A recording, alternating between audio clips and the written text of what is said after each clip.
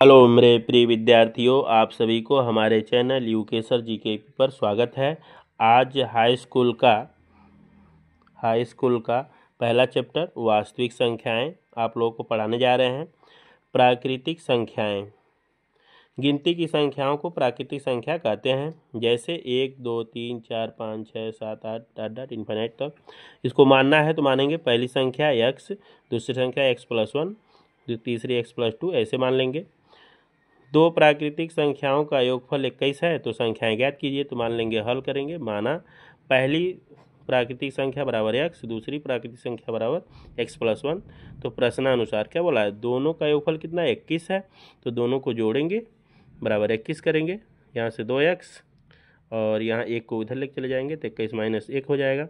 तो 2x बराबर 20, x बराबर 20/2, तो 10 आ जाएगा। इसमें रख देंगे। ये पहली संख्या हो गया, ये दूसरी संख्या हो गया।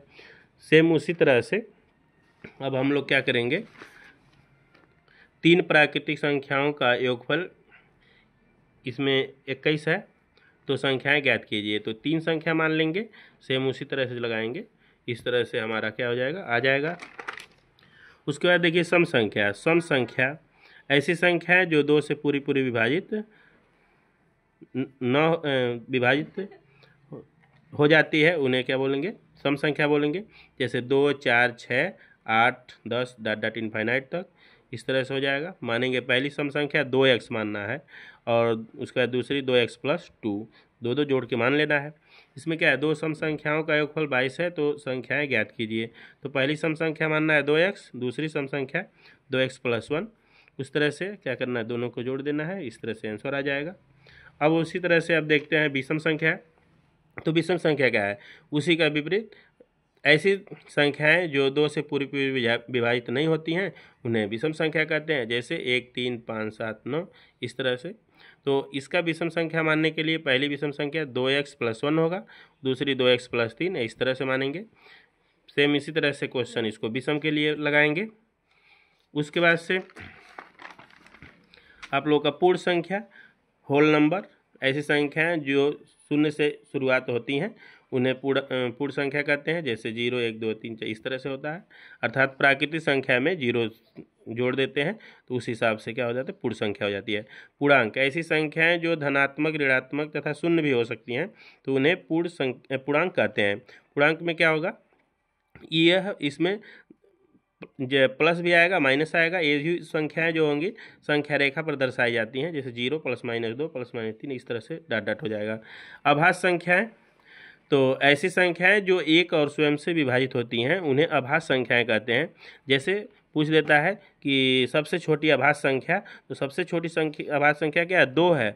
बच्चे से गलती हो जाती है, वो लोग 1 बता देते हैं। एक क्यों, 1 नहीं होगा, क्योंकि 1 अगर रहता तो 1 1 से भी कटेगा, स्वयं क्या होगा, 1 ही होगा, इसलिए 1 नहीं होगा।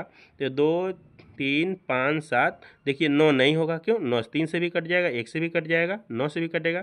तो केवल 1 और स्वयं से कटना चाहिए, वो हो जाएगा अभाज्य संख्या। 11 13 15 नहीं होगा, इस तरह डॉट डॉट जाएंगे इनफाइनाइट तक। उसके बाद से आता है सअभाज्य संख्या, को प्राइम नंबर। ऐसी संख्याओं का युग्म जिसका एचसीएफ 1 होता है। ऐसी संख्याओं का युग्म देखना है जिसका एचसीएफ कितना होगा, आपका 1 हो जाता है, उन्हें सअभाज्य संख्या कहते हैं। जैसे 5 और 6, इसका अगर एचसीएफ निकालेंगे तो क्या होगा, 1 ही होगा, घटा देंगे तो 1 हो जाएगा। परिमेय संख्या, रेशनल नंबर, ऐसी संख्या है जिन्हें हम p/q के रूप में लिख सकते हैं, उन्हें परिमेय संख्या कहते हैं। जबकि q not equal to, q का मान 0 नहीं हो सकता। जैसे 0 एक क्या है, परिमेय संख्या है, तो 0/1 3/2 इस तरह से बटे के रूप में रहेंगे। अपरिमेय संख्या है, इरेशनल नंबर। ऐसी संख्याएं जो p/q के रूप में नहीं लिखी जा सकती हैं उन्हें अपरिमेय संख्या कहते हैं। जैसे पाई, ये ITI का जो फेवरेट क्वेश्चन है, जो हमेशा ITI में पूछता है, पाई कैसी संख्या है, तो क्या है, अपरिमेय संख्या है। करड़ी में 3, अर्थात जिनका वर्ग मूल निकाला जाएगा उसका जोड़ा अगर वर्गमूल पूरा नहीं निकलेगा तो अपरिमेय संख्या होगा।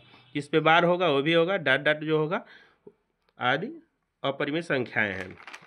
अब देखिए सबसे मेन आता है इस चैप्टर में रहता है वास्तविक संख्याएं। तो वास्तविक संख्याएं क्या है, तो वास्तविक संख्या इस चैप्टर का नाम है, इसलिए हम लोग इतने 10 संख्याओं को अध्ययन किए। ऐसी संख्याएं जो धनात्मक, ऋणात्मक, परिमेय अपरिमेय शून्य भी हो सकती हैं, तो उन्हें वास्तविक संख्याएं कहते हैं। जैसे क्या होगा, जीरो, माइनस भी देखिए आ गया, बटे में आ गया है, कड़ी में भी आ गया। इसमें वास्तविक संख्याओं में पूरी संख्याएं निहित होती हैं, इसलिए इसे क्या बोलते हैं, वास्तविक संख्याएं कहते हैं। तो वास्तविक संख्याओं के अंतर्गत सभी संख्या आ जाती हैं, और इस तरह से अगर आप लोग ध्यान से समझेंगे तो पूरा हमें उम्मीद है कि आप लोगों को ये समझ में आ जाएगा। और हमारे चैनल को आप लोग देखिए, और इस पे फुल कोर्स हाई स्कूल का रहेगा, इंटर के भी रहेगा। आप लोग देखिए, इस चैनल को अधिक से अधिक शेयर कीजिए, लाइक कीजिए, सब्सक्राइब करिए, क्योंकि आपके लाइक से ही हमारी पढ़ाने का जो उद्देश्य होगा वो सफल हो पाएगा।